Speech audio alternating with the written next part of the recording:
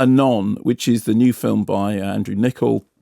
Fans of Gattaca will be excited by that, as I was. I think it was a Netflix release in America in cinemas here, but it's the big screen, small screen. It's all coming together. The world is going that way. So it's written by Niccol, but basically there's another hefty debt to Philip K. Dick. I mean, honestly, the legacy of Phil Dick in cinemas now is so extraordinary. There is so many modern science fiction films that literally look like, okay, that's a Philip K. Dick story set in the near future where crimes are easily solved because everyone's memories and experiences are effectively available online. Clive Owen is this hard-boiled detective who accesses memory streams to solve crimes. That's how crimes get solved, because you can just go back and see what people saw. However, one day he passes a woman. As she walks past him, no data comes up in front of him. Oh, she's data-free. She's a ghost. She's a ghost in the machine.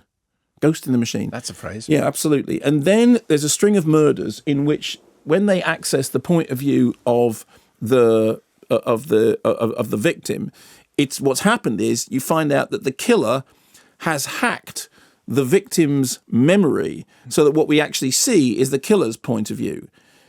Somewhere in the background of all this is this anonymous character, Anon, who appears to be a data hacker leaving no footprints. Is she the key?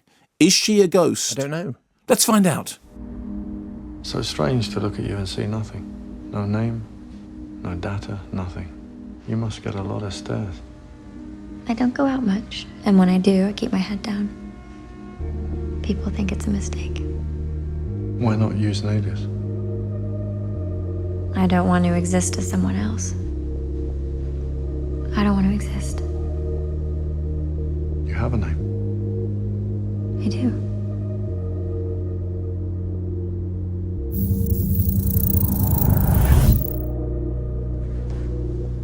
What, is that it?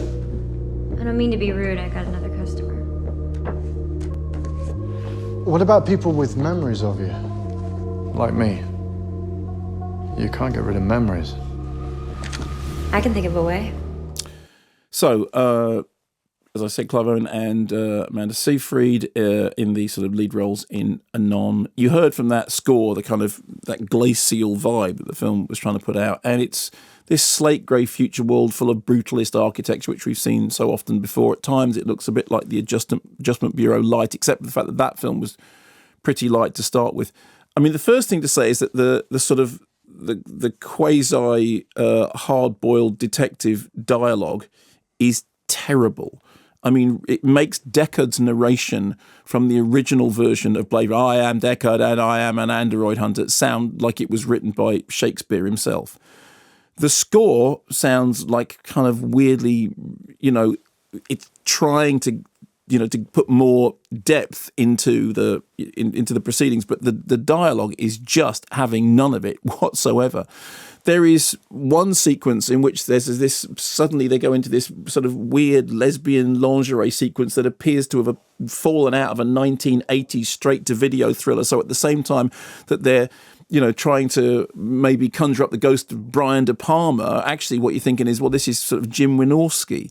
And all the way through, I kept thinking it's going to click into gear any minute. It's going to do something original. It's going to do something that's different. It's going to do something that's exciting. And then it's not. It's just going to do the thing that it's doing, which is to look like a really generic, really plodding, really, I have seen all this before, so much more excitingly, science fiction movie, which again takes great inspiration and, people who've done really great work in the past and just make something which is, I mean, this is the great irony. The film is about people having their memories expunged, and the film itself is utterly forgettable.